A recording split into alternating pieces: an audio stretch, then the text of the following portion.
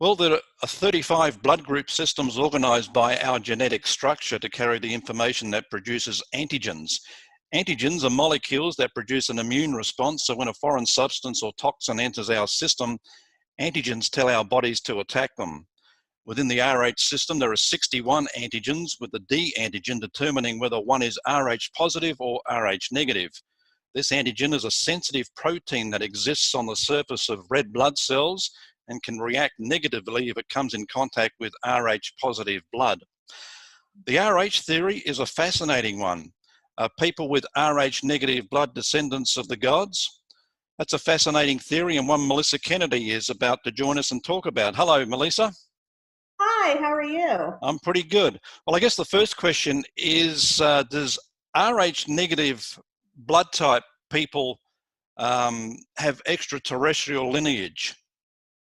Well, that's a really good question, and that's one that I've been studying myself for the last 25 years.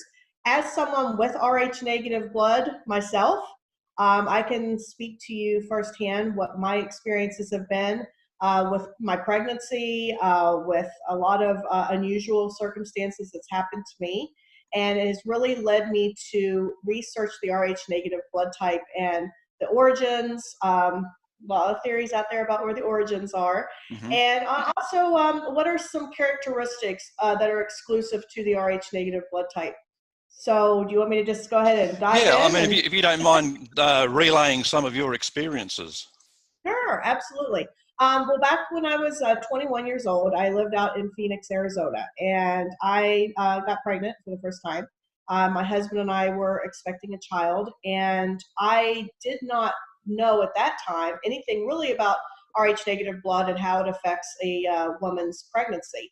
So I got a really crash course on Rh negative and really and truly why it is detrimental to a child, to a fetus, real quick.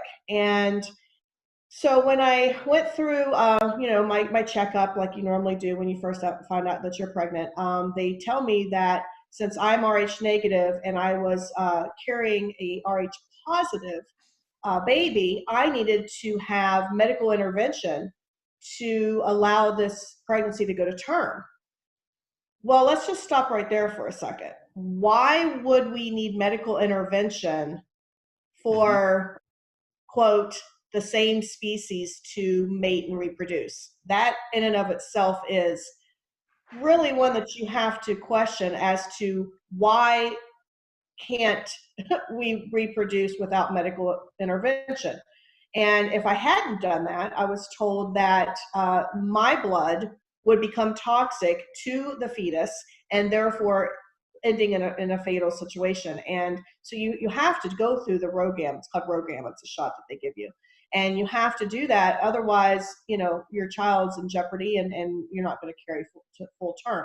So I did reluctantly. I'm not really one for vaccines and shots and things like that. I really try to live as natural of a life as I can and try to control those type of things in my life. But I obviously, admitted to giving permission for them to do that. So I did. And my pregnancy actually at that time really took a lot of unusual turns and twists and things. And I won't go into too many details because it may or may not be related to the Rh negative part. But I will tell you that I did start to develop a lot of the symptoms that a woman would have in her third trimester. I got unusually large. I had a lot of unusual symptoms in my first trimester that I should not have had. So much so that I ended up going back to the doctors. And when they did my ultrasound, they were like, well, Melissa, for one thing, the fetus is a lot larger than it should be at this particular stage of the pregnancy. Second of all, it's growing in the wrong place. Wow. Yeah, not something you really want to hear. So I'm like, okay, so how is it able to grow if it's not in the right place? And why is it growing so large and so quickly? Well, I really wasn't given a satisfactory answer. I was put under so that they could remove the fetus because it was detrimental to my health, and they were afraid of, internal bleeding, rupturing, and things like that. So unfortunately, I lost that child, and did have to go through, an operation for that to be removed and everything. Well, ironically, that was also the same week that the Phoenix Lights happened. And Wow. anybody that knows about the Phoenix Lights, I actually was an eyewitness to the Phoenix Lights, which happened 3 days after my incident. Yep. I later found out from, and I don't know, did you interview Dr. Lynn Katai from No, Phoenix? no. Okay. Well, she later told me, and I actually have found out from several people, that where I was teaching on an Indian reservation at the time in Phoenix. And I found out that the Indian reservation that I was at, and I had a lot of really unusual paranormal type experiences there, is a known alien portal. So now I have to ask myself, was I pregnant naturally, or Mm-hmm. could it have been something else? I may never know. I probably won't ever know unless I go under some sort of hypnosis or something, which actually I would like to do. But I do remember, and even my own mother was kind of going back over this period of my time with me. She said, Melissa, I remember when you told me that you were pregnant, how shocked you were. And my husband at the time actually was very shocked too, because we weren't trying to get pregnant, and we had birth control. And Yeah. there's a lot of things that you kind of start to question. And then the whole RH negative thing is another element to that. So I don't know. I can tell you that through my own experiences, it is definitely something that a mother has to go through in order to carry to term. I was fortunate enough in 2001 to have a child, and my daughter is wonderful. She's 18 years old. Mm-hmm. She's in college, and she's great, but she's RH positive. Did not inherit my RH negative. In fact, what I have found through my research is oftentimes the RH negative gene is actually inherited through the father's side, which is what happened with me. My dad is RH negative, and that's where I got mine. So my family, my particular family bloodline, the RH negative just stopped with me. My daughter does not have RH positive, or she has RH positive, not RH negative. Yeah. I have like 3 or 4 other really good friends that are also RH negative, and none of them had children, or if they did, they were positive. So I'm going to lead up to kind of this next little, Yeah. Yep. if you don't mind. And that is, for years, scientists have said that RH negative makes up about, 15% of the population. Well, that's kind of old data, because when I've been doing my research, and I've been doing it up until this week, I mean, I do it, modern here in recent times, that number that I have found is more like 10%, Yeah. maybe even 9%, because it's dwindling. And just in my own little circle of friends and contacts that I have, I mean, none of us carried on the RH negative gene. So that makes you wonder, what's Yep. happening. I mean, it's not the dominant trait. So that number is going to continually go down. Yeah. I know, Yeah. have you heard about like the Basque region? In France, there's about 40% of the population of RH negative. Yes, that number's gone down closer to 30 now. And so my point, I guess, is that it is dwindling, and people like myself that are trying to get the answers and trying to seek the truth as to where the origins come from, what are the characteristics, why are we different? If you just look at basic science, and this doesn't have to be complicated, but if you just look at basic science, when you have 2 species that may or may not are supposed to mate, then they typically have problems reproducing. Well, then that begs the question, so when you have an RH negative mother with an RH positive father, Mm-hmm. and they have an offspring, there's complications. And why? Yeah. I don't think it's because it's a mutation. I think it's because there's something more to the story. Mm-hmm. And that's what I'm trying to research. Yeah. I'm trying to find an answer. And that kind of, I've always asked the question, I mean, we're one race. Why are we split into a couple of categories of blood systems? I mentioned the descendants of the gods early on. I've heard theories of RH negatives, descending from the Nephilim or the Anunnaki. I mean, is there any truth in that? I think there could be. certainly there's some theories out there that say that that is a possibility of where the Rh negative bloodline originated. So if that indeed were the case, then that opens a whole lot of other scenarios that we could really look at. Well, was it done intentionally? Was this a mutation that was done to have an ongoing connection to the gods, as you mentioned? That's a theory that is very interesting. We've also found that there has been some research that traces it back actually much, much earlier to, say, the Anunnaki, which is like 400,000 to 500,000 years ago. Well, if you take that theory, that just blows everything out of the water we've ever learned in our history. Yeah. So, and now it becomes a whole different ballgame. And then there's other theories that say, well, the Rh negative blood has only been around for a few thousand years. And so if that's the case, where did it come from? We've been told and taught in school that, all human races kind of originated in South Africa, or at least in that region. And all of a sudden, this Rh negative bloodline just appears in Europe. Well, did it? Or was it just discovered in Europe at that time? That's up for debate. I happen to think that it could be a combination of a few things. I think, certainly the Anunnaki and the Nephilim, whatever the gods that you want to refer to, could have had some sort of origination there with the Rh negative. We know that the Anunnaki came to Earth, they mined for gold. There's a lot of theories that say that we actually are the slave species for the Anunnaki. So we also know that some of the Anunnaki took earthly wives. So that could be an easy way to trace back the bloodline if you wanted to go that route. So let's just take that little theory for example. So let's say that the Anunnaki were in fact the originator of the bloodline. Yep. Well, through time, and I've researched this because it's so fascinating. When you look at some of the royal families, let's take the British royal family. Did you know that they're Rh negative? No, not until I read it the other day. Yeah, isn't that fascinating? Also, there's been a whole lineage of the U.S. presidents going all the way back to Truman. Every single U.S. president has Rh negative blood. Interesting. Yeah. What's interesting with the royal family then, if that's something that they know, and when they intermarry with other, marry other people, I wonder whether they're on the search for, say, the brides for the princes, whether they're on the search for girls or women with Rh negative blood to kind of keep that lineage pure.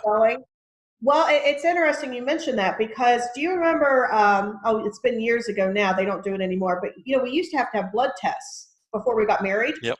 When you applied for your marriage certificate, you had to have a blood test. Yeah. That was the whole reason for a blood test. The blood test was specifically for the Rh factor. So there's probably something to that. Yeah. I mean, Well, it fascinates me that like an area, near the Pyrenees mountain range, and you talk about Basque and with such a high concentrate of Rh negatives. But I was wondering, do Rh negatives spread out against all different skin colors, or are they concentrated with Caucasian? It's primarily Caucasian, which that's a very interesting statistic in and of itself as well. Because we know that, people marry people of all different races and nationalities. I mean, that's the world. So it makes you wonder, why is it only dominant in that one sector of the world? I don't know. I don't have the answer to that question. That's something I'm still researching. But, right. There's some interesting physical and personality traits that are specific to Rh negative. One being that the Rh negative blood cannot be cloned. So I could not be cloned, for example. I think that's kind of cool. Personally, I think that's kind of a neat thing. I don't know. I'm unique, I guess. So if you look at it from a scientist standpoint, that must be really frustrating to them Yeah. because they cannot clone Rh negative people. And that's kind of a mind-blowing statement because we're able to clone dogs and all these other animals, and I know that they're trying to clone humans, and I think they actually have, or at Yep. least organs at least. So if you can't clone an Rh negative person, that really throws out the whole theory of it being a mutation. Because if it were a mutation, we know how to get around things like that in science, and we've done it in laboratories. So I think that's a real interesting little characteristic that's unique to Rh negative blood. There's other things such as an extra vertebrae, Yep. extra rib. That's a very unique thing. There's also a heightened or increased intuitive and psychic abilities. I know myself, I have that. I know that others that I've talked to also have that. There's also, in history, there's a lot of people that are Rh negative that have really done some amazing things besides the presidents and, the royal family. But you have Tesla. Tesla was Rh negative. Hmm. That's kind of interesting. Yeah. It's interesting. It really does open up that envelope to think, well, okay, so if there is any sort of connection to the extraterrestrial lineage, it makes you wonder if maybe those individuals, that whether it's the U.S. presidents or British family or Tesla, if those individuals were somehow privy to Hmm. some information, either unconsciously, subconsciously, whatever you want to say. But I don't know. It's really a fun thing to kind of Yeah. explore. You start making all these little connections, and Yep. these Yep. dots start to line up, and you're like, wow, that's really neat. Yeah, well, I mean, I was reading a book the other day, and theories that the Levite priests had special characteristics of the Rh negative types, and Jesus himself as well. Yes, yes. So again, there's a lot of theories out there as to, what or who was Jesus. There's a lot of theories that say that he was extraterrestrial. Well, if he was, then that kind of Hmm. follows in suit with what we're talking about. Is it something that has come about through the beginning of time? Is it this bloodline that started? Or is it something that was introduced later through DNA manipulation and hybridization? It could be either, Yeah. or it could be a little bit of both. I do know that Rh negative is dwindling in numbers, though. It's not the 15% that we once were. It's more like 10. Right. Right. Rh negatives more prone to alien abduction. Yes, absolutely. 85%. Wow. 85%. That's 85%. Yes. crazy. It really is. It really is. So then that takes us right back, doesn't it? It Yeah. takes us right back to thinking, well, so if there is a connection to extraterrestrial origins with the Rh negative blood, is the reason that the higher percentage of abductions are happening, is it because they're trying to trace their own origins? Are they trying to see how we are evolving? Are they enhancing us in some way? These are all really good questions. Well, that's interesting because I was reading some research the other day that suggested that the aliens are slowly evolving a plan going on where they're homogenizing the bloodlines and assimilating hybrids over time. Hmm. That's quite Yeah, interesting. it is. It really is. Yeah, it kind of makes you. I don't know. It really it makes you rethink all of the education and all of the theories that we've been given over our life, and Yeah. we have to take that and kind of almost throw it away and restart. Because if that indeed is happening, why is it happening? What is the end game here? Hmm. What are we trying to accomplish? Is it because we need to ascend ourselves to something higher? Do we need to be able to communicate telepathically because something is coming down the road and we're going to need to have that ability?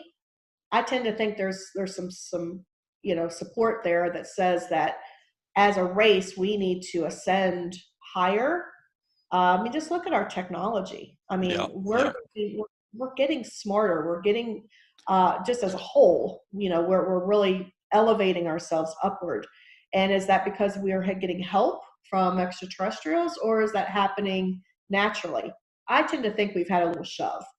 Well, I mean, you just got to look at the last 100 years. I mean, we've gone thousands of years just basically crawling along and almost the same technology, and suddenly within 100 years we're out in space. What we used to think was science fiction is everyday life now. So why is that? Well, I Yeah, tend to think there's a lot of, reverse engineering going on. I think there's some downloaded information going on that is interchanging, between our governments and powers that be. And then you have to ask yourself about the whole DNA manipulation and the bloodline.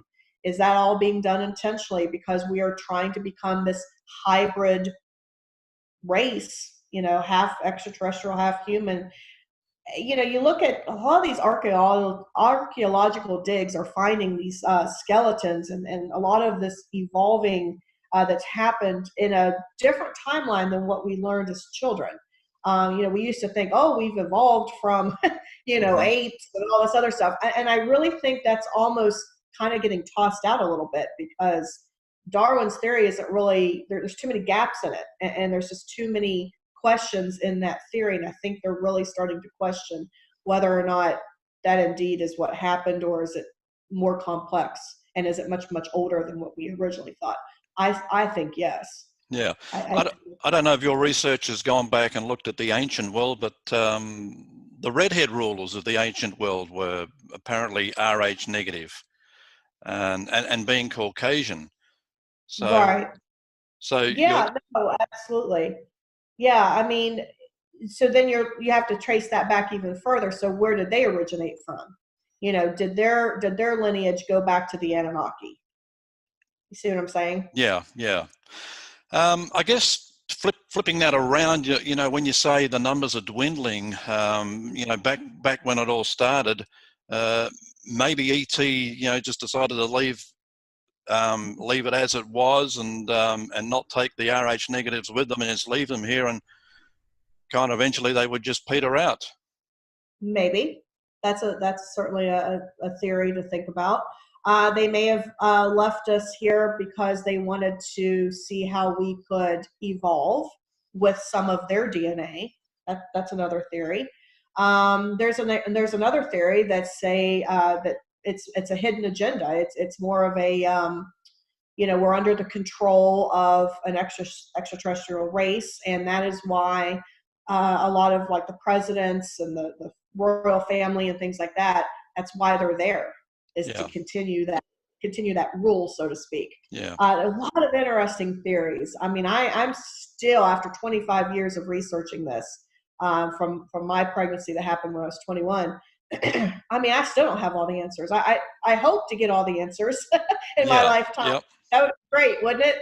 But it's just fascinating, because as we become more and more aware of our past, it gives us windows into our future. And so, we're really starting as ufologists and theorists, we're starting to put little pieces of the puzzle together, and it's all really interconnected. And it's not at all what we thought it was. At least I don't think it is. yeah. The abductees, the ones that you've spoken to, I mean, do they get to a point where they wish they weren't Rh negative? You know, Yeah, oh, I'm sure. I'm sure. Now, see, I have a different viewpoint. I mean, I'm sure that a lot of experiencers, obviously have had some negative, experiences. Terrifying, I'm sure.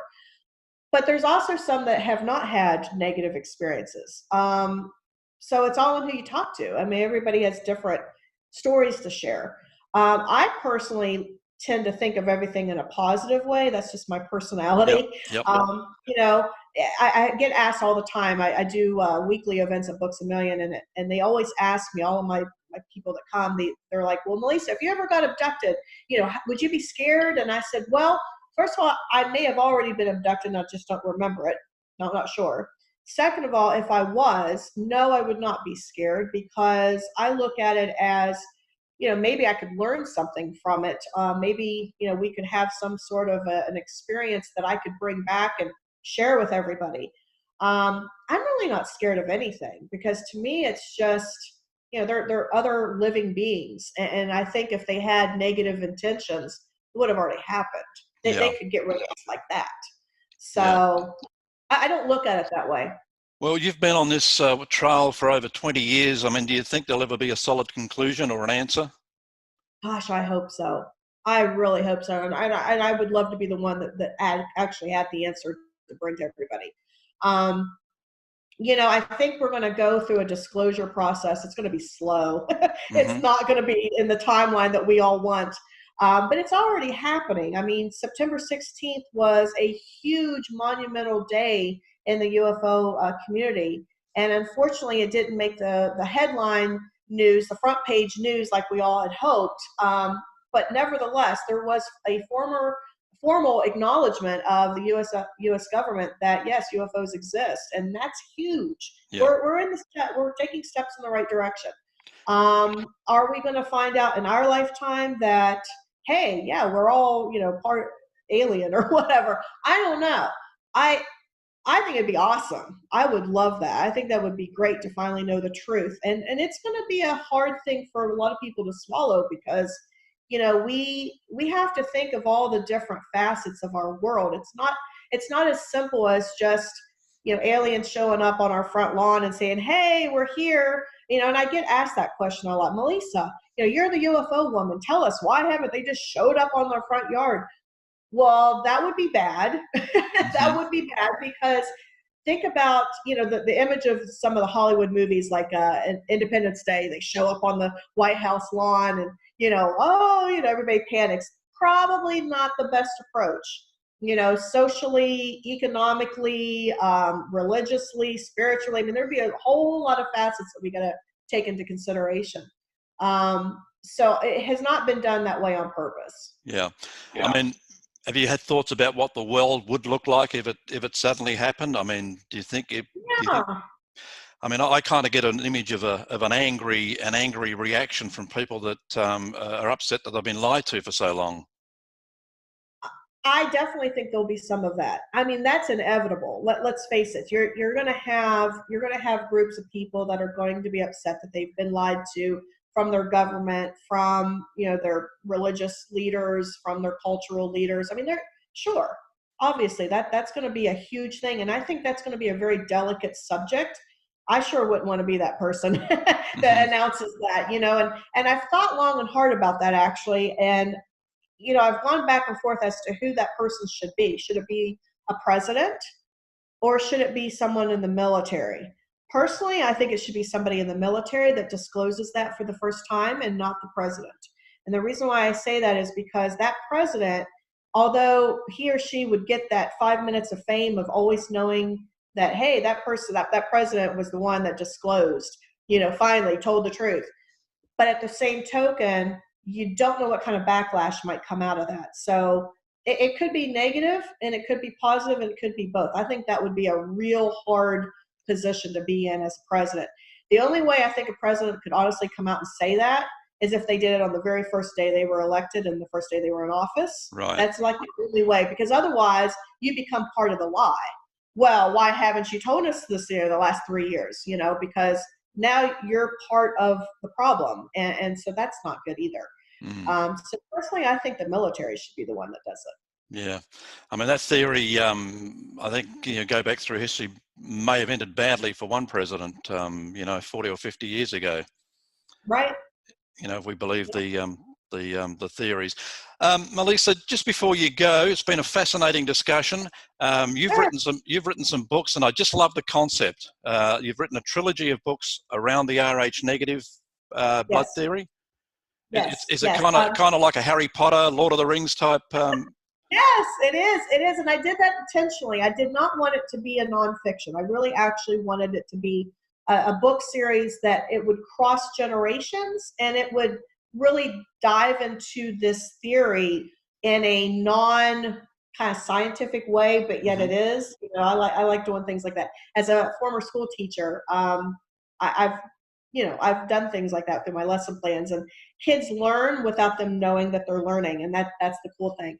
So I did it intentionally. I do talk about the Anunnaki. I do talk about, the origins of the human race, and then I tie it into modern day and what it would be like if an alien race were to come and announce themselves. And through this story that I'm weaving, in and out of the truth, but making it entertaining at the same time, I'm taking an 18-year-old girl, and it's actually kind of based on my life. It actually is, because I found out I was Rh negative in school. I don't know if you guys did this in your school, but in middle school, we all did the little blood tests, and we talked about DNA and genes and things like that. And I was the only kid in the entire school that had Rh negative. So I was like the weirdo, it's like I was labeled as the weird kid that had the Rh negative. And so it's kind of hung with me throughout my whole life. And it really was the inspiration behind my book, Blood of the Kingdom. And the first book is called Breaking Truth. And it really is breaking through to the truth and getting down to where we come from. Why are we not being told the truth? And why it would be a good thing for us to find out where our origins come from. And, it's fun. It's not going to end the way people might think.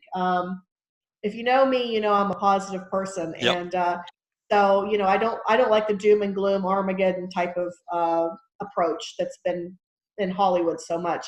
I really like to think of it more as, wow, everything that we've been told hasn't quite been the truth, but boy, oh boy, what is the truth is so much bigger and so much better than we could have ever imagined.